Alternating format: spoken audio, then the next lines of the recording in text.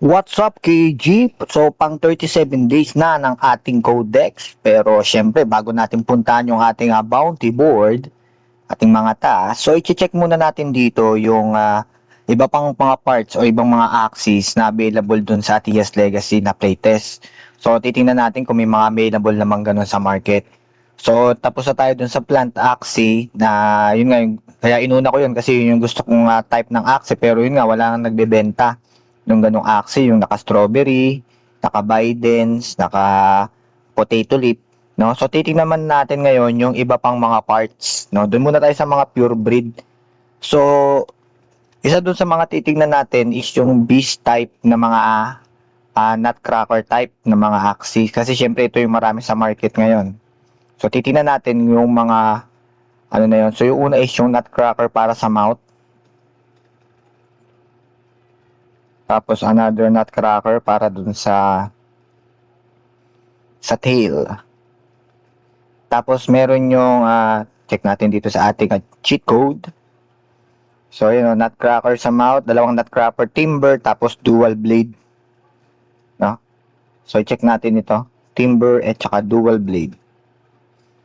So, dual blade. Tapos, timber. Tingnan natin kung may available na sa market.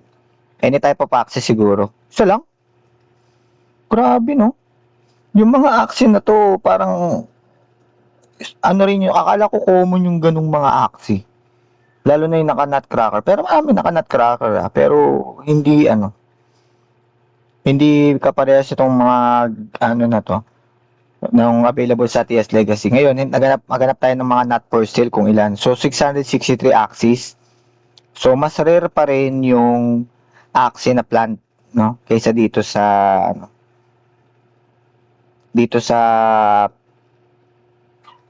beast na naka double nut crack timber tsaka yung naka dual blade, no? Silip pa nga tayo ng isa. Subukan natin tong reptile, Unco red ear tsaka razor bite.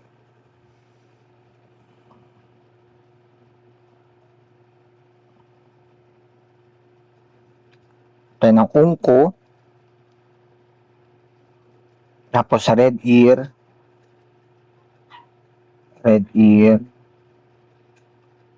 tapos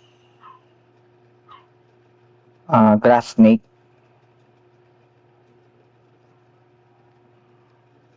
yung isa razor bite ba yan? Razor bite. Yan. Tingnan natin kung may available din na nito na plan. Uy, wala. Walang ganun, no? Subukan natin na hanapin yung yung mga hindi binibenta. So, 3 axis lang. So, mas rare ito. Mas rare pala itong ano na to. Okay. So, ginagamit siya sa classic.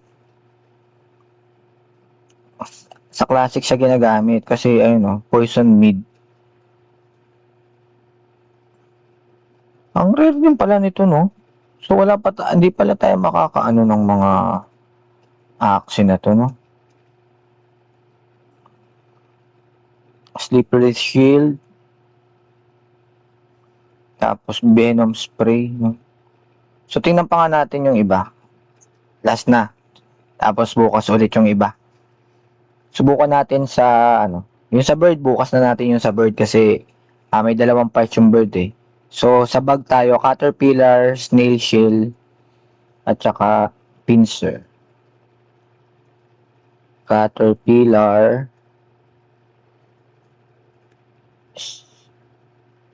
snail shell,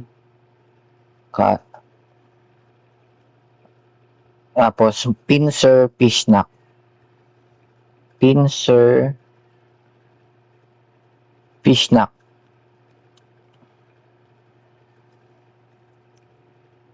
Rare pala yung mga ganong axis, no? Parang mukha silang common axis pero So ito meron nagbebenta $9, no? Pero kasi kung titingnan mo kasi yung skill niya sa Atias, Hindi pa naman 'to final 'no, siyempre ito pa lang yung mga parts na available pero chine-check na natin kung, kamusta yung supply nito sa market. Pero kagaya nitong Caterpillar, so hindi ang nagagamit ko lang dito yung ano, yung pincer, 'no. So bukas iche-check natin yung Bird at saka Aqua kung, ano yung mga, Axie, magkano yung mga gano'ng klaseng Axie at saka kung available na ba. So may nakita tayong available sa Beast pero ang pinaka-rare pa rin is yung Reptile. Reptile pa rin yung pinaka-rare, 'no. So titingnan na lang natin ito, imo-monitor natin itong, nangyayaring kaganapan, 'no. Sabihin kakaunti pala talaga ang supply nun.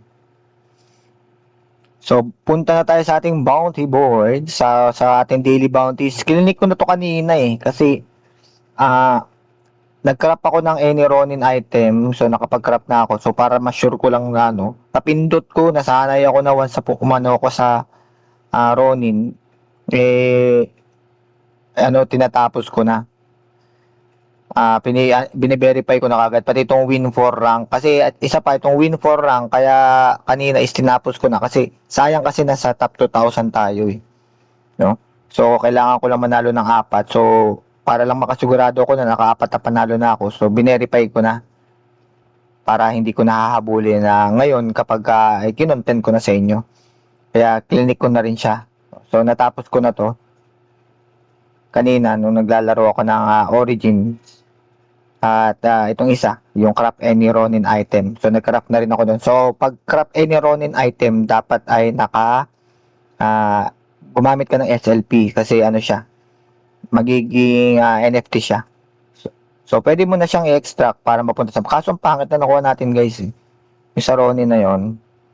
Hindi kasi charms lang yung nakuha ko noon Hindi pa siya dito nag-appear no. Ay hindi, punta tayo sa i-extract muna natin. Punta muna tayo sa Explore, tapos Game Portal. So, sa Runes and Charm natin, wala ayun. So, nagano ako niyan kanina. So, yun lang yung nakuha ko. Hindi naman hindi naman siya ganun ka mahalan or Kaya hindi ko na lang siya kukunin. I-disenchant ko na lang siya bago magsimula yung susunod na season kasi mas marami kang makukuha Moonshard. Ay, hindi. Pagkatapos pala pag nag-start yung panibagong season, saka ako sa i-disenchant kasi mas marami kang makukuha Moonshards doon. Lalo na kapag nakaano ka.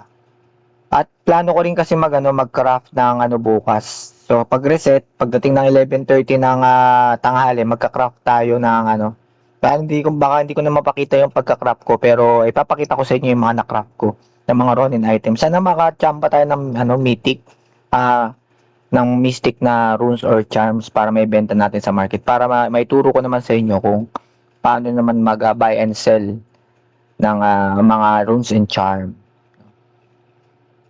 Sana makachamba bukas. Ano lang ng roll natin bukas? Siguro mga 10 rolls lang. Kasi medyo maano yun sa SLP. Yan. So, punta na tayo dito sa ating mga tasks. So, sabi dito, buy 1 consumable, tapos feed 5 regular Coco Choco, buy 3 Coco Choco, buy 4 premium Coco Choco. Grabe naman to, 4. Tsaka buy any Don Axie. So, dito nga muna tayo. Parang ito yung pinakamahal. Buy 4 premium. Basta teka lang, ready ko lang ating mahiwagang listahan. Lagi ko nakakalimutan yung ating maliwagang listahan.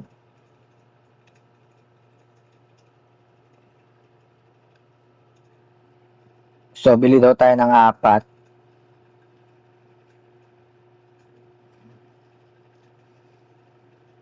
So, magkano to? So, 2.19 USDT.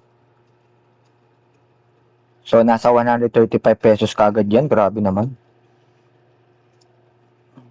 Tapos, buy 3 Coco Choco. Puro tayo buy ngayon Buy tayo ng 3 Coco Choco.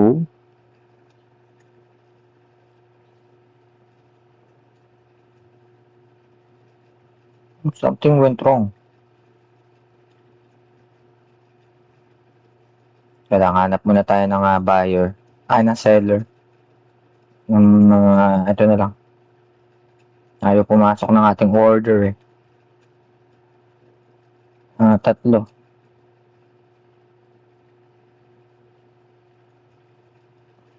Yun, pumasok na. So, magkano yun? 0.06 USDC. 0.06. Yan. Tapos,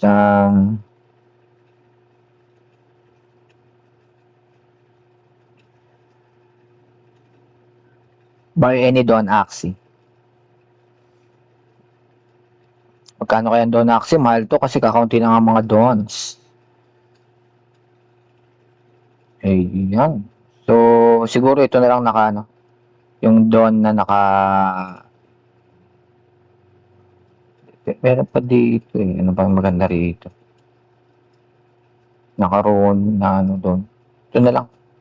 Ito lang tayo sa murahin. May nakita kasi ako ano, may tri-spikes to, may Hungry Bird para sa ano, sa Tias. So, ginagamit din kasi yung tri-spike tsaka Hungry Bird. Pero, yun lang. Yung part na meron siya dito. So, bilhin natin to. 1.65 USDC.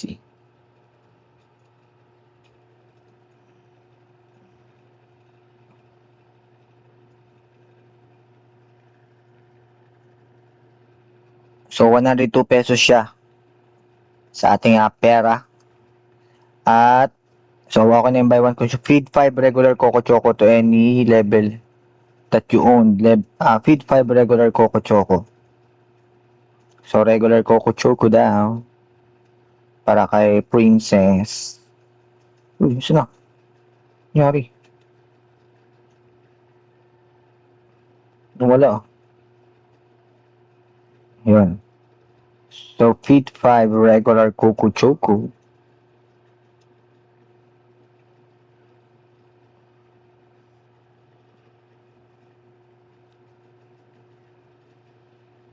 Yun. At, ito bang mga task natin? Kompleto na siguro. Kompleto na. So, punta muna tayo sa bounty board. Then tayo mag-verify. So, feed 5. Ayaw pa. Mamaya pa daw. Buy 3. Buy 4. Buy any Don. Tapos, itong feed 5 ayaw pa rin. Yun, pwede na. Buy 1 consumable. Yun.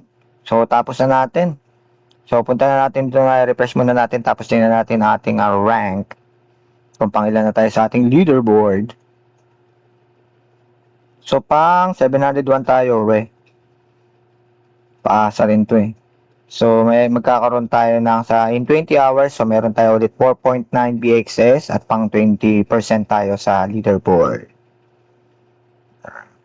Tapos, tingnan natin ating level. So, level 19.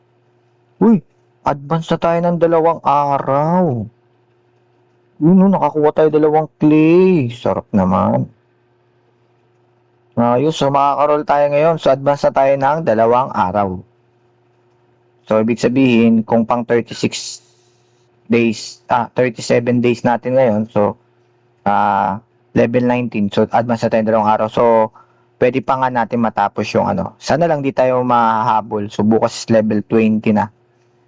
Tingnan natin kung saan tayo aabutin. Pero makakapag-roll din tayo agad ngayon. Ayos So, roll tayo. Bukan natin mag-roll.